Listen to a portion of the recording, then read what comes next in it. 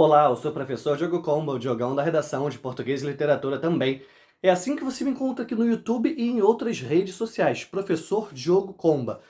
Peço para que você se inscreva no canal, deixe o seu like e ative o sininho. Deixa aí também um comentário falando para mim de onde você é, de qual estado, de qual cidade, para a gente poder trocar uma ideia, se tirar uma dúvida, deixar uma sugestão, seja lá o que for. Enfim, hoje você deve ter feito ou não o exame do Enseja, seja sem trocadilho, para conseguir seu diploma de ensino fundamental ou de ensino médio. E eu já vi quais foram os temas cobrados na redação do Fundamental 2 e do ensino médio. Vamos começar falando sobre o tema do Fundamental 2. Isso pode ajudar, inclusive, você que está estudando aí para o Enem. Faz lá as questões que caíram no Enseja, faz lá o tema da redação, os temas da redação que caíram no Enseja, correto?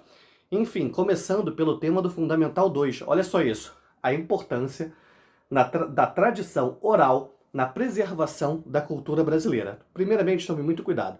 Eu vi bastante gente em fóruns pela internet dizendo que o tema era a importância da cultura brasileira, a preservação da cultura brasileira. Não, gente, o tema, na verdade, era a importância da tradição oral na preservação da cultura brasileira. O Deniro quer participar do vídeo aqui, correto? Enfim, o tema tinha, digamos ali, 3 palavras-chave, 3 expressões básicas que você precisava destacar, senão você poderia até fugir do tema, tangenciar o tema, tirando 0 ou então tirando uma nota muito, muito baixa. Eu, escrevendo essa redação, talvez você tenha feito algo parecido, faria da seguinte maneira. Primeiro parágrafo, faria uma abordagem literária. Como assim uma abordagem literária? Começaria falando sobre o livro Fahrenheit 451, de Ray Bradbury. Qual é a história de Fahrenheit 451? É uma distopia, aquele tipo de livro que a gente tem um futuro caótico, o planeta Terra de alguma forma arrasado, as relações humanas muito deturpadas, tudo isso. O que acontece em Fahrenheit 451? Os bombeiros atuam, os bombeiros trabalham não mais para apagar incêndio, mas sim para incendiar livros. Por isso que o nome é Fahrenheit 451. Por quê?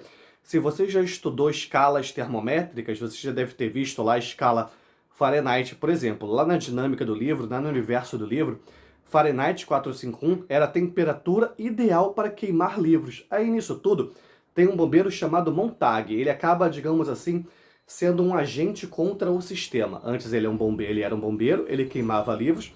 Num determinado momento, numa ação, ele acaba pegando um desses livros para ler e acaba se aproximando de uma outra pessoa que já estava envolvida nessas ações contra o sistema. Aí mais pro finalzinho do filme, mais pro finalzinho do livro e tem filme, como eu já entreguei aqui para vocês, ele vai para uma floresta e nessa floresta, cada uma das pessoas que lá viviam atuando contra o sistema encarnavam a identidade de um livro, passavam a fazer o quê? A decorar, ler até decorar um livro, não esquecer e passavam a se identificar como esse livro. O Deniro, o que foi? O Deniro tá aqui, tá me perturbando, gente. E aí imagina, né? Elas passavam a fazer o quê? Elas passavam a... O Deniro tá atacando o meu casaco. Meu Deus do céu, o que eu...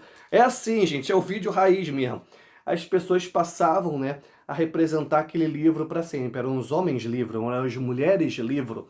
E por aí vai. Diz aí pra mim, que livro você seria? Que livro você gostaria de encarnar para sempre? No primeiro período você faria isso. No segundo período do seu primeiro parágrafo, você relacionaria a discussão e no terceiro período viriam os argumentos. Olha só, várias e várias possibilidades de argumento que eu vou te dizer aqui agora. Quando a gente fala tradição oral na preservação da cultura brasileira, a gente tem que lembrar, o Brasil foi colonizado, só que quando os portugueses aqui chegaram, eles já tinha muita gente vivendo aqui. A gente tinha cerca de 1 milhão de indígenas muito espalhados pelo território. Já tinham sua cultura manifestada de diversos modos, no seu idioma, na sua culinária, na sua arte, certo? Nas suas relações, tudo isso.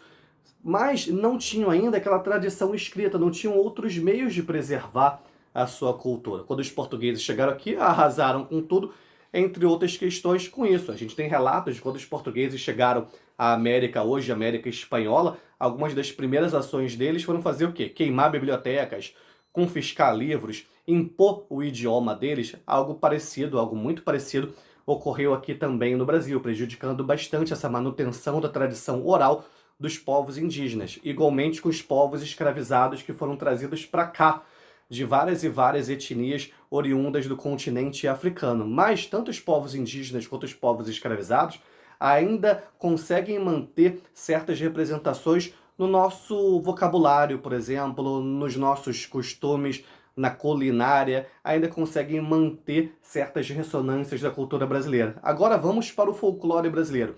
Muitas lendas do folclore brasileiro, como Saci, Curupira, entre outros, tiveram ao longo dos séculos predominantemente o quê? Uma tradição oral de representação e de disseminação, tanto que muitas vezes acabam variando bastante de uma região a outra do país. Brasil, né, um país de dimensões continentais, como a gente bem sabe. Gente, o De Niro tá destruindo as coisas aqui. Mas enfim. Agora a gente vai pro samba, um outro exemplo que eu vou dar para vocês. Muitas vezes em roda de samba, as pessoas lá no samba cantando, tocando, tomando um negocinho que a gente bem sabe, né? Muitas vezes esqueciam o samba, depois não conseguiam registrar devidamente. Lógico que tinha aquelas pessoas que conseguiam, mas era muito comum crianças ao redor, crianças no entorno, serem as responsáveis por lembrar esse samba depois, para que ele fosse devidamente registrado, devidamente espalhado e cantado muitas e muitas vezes depois, correto? E a gente bem sabe, hoje em dia, nosso vocabulário se modificando continuamente por influência de outras línguas, da internet, mudança de costumes, mas hoje em dia a gente tem os devidos registros por escrito, a gente tem a internet, o meio digital, ajudando bastante nisso. E olha só, quem é o principal agente para fazer com que essa tradição oral seja cada vez mais preservada? Acaba sendo a sociedade, por meio das escolas, por meio das universidades, que tem um forte aliado na internet para fazer isso, seja um registro escrito, um registro por vídeo e tudo devidamente registrado, tudo devidamente guardado. Agora vamos para o tema do ensino médio, correto? O segundo tema. Desafios da indústria da moda para a preservação do meio ambiente. Aí, indústria da moda, né? Dá uma olhada na sua roupa. Provavelmente você foi, sei lá, com um tênis fazer a prova. Há quanto tempo você tem esse tênis? Há quanto tempo aproximadamente dura um tênis? Tênis meu dura 2, 3 anos aproximadamente.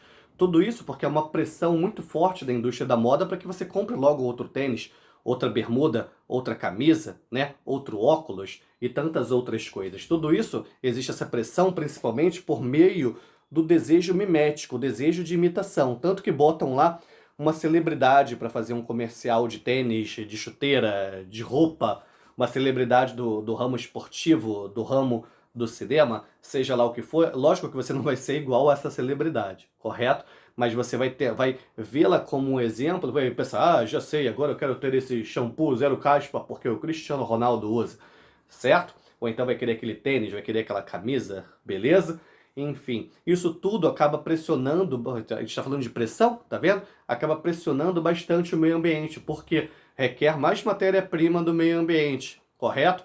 Depois, muitas vezes, essa peça de roupa, essa peça de vestuário, esse acessório é devidamente descartado? Não, não é devidamente descartado, é lixo. E esse lixo vai se acumulando cada vez mais. Diante disso, o que acaba tendo que fazer? Portanto, qual é a solução? Será que a indústria da moda vai fazer alguma coisa nesse sentido? Duvido muito. Acho que você também duvida. Diante disso, acaba sendo a sua função fazer o quê?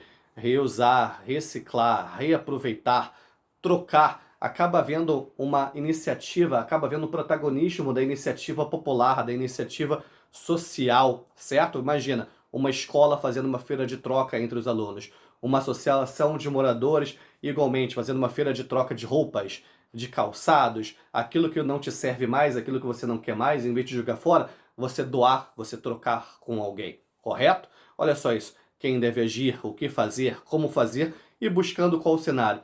Buscando um cenário que a gente não busque mais retirar tanto a matéria-prima do ecossistema, do meio ambiente e não gerar mais tanto lixo assim, ou pelo menos retardar essa criação de um novo lixo, certo? Enfim, que a força e a inspiração estejam com vocês, sem dizer adeus jamais.